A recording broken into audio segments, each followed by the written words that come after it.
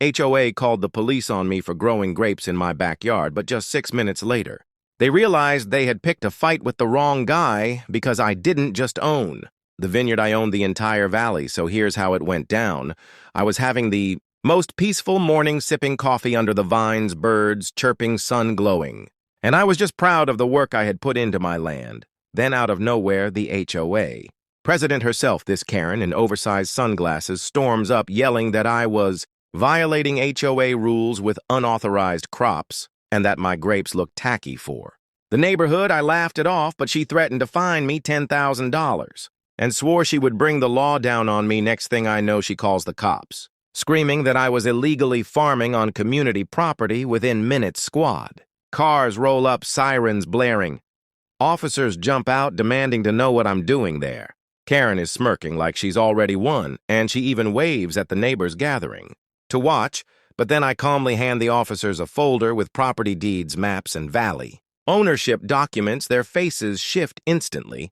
One officer looks up at Karen and says, "Ma'am, this man owns every inch of this land, including your street." The crowd gasps. Karen's jaw drops. She starts stuttering, saying this must be a mistake, but the officer reminds her that filing false police reports is a crime. Meanwhile, the neighbors are laughing, recording the whole thing on their phones.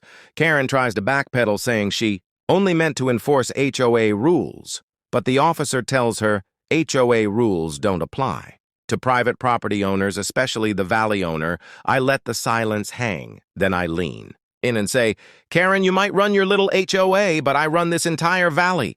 And everyone erupts. Karen's face turns bright red, and before leaving, the officers warn her that next time she wastes police resources, she could face charges. The humiliation was legendary.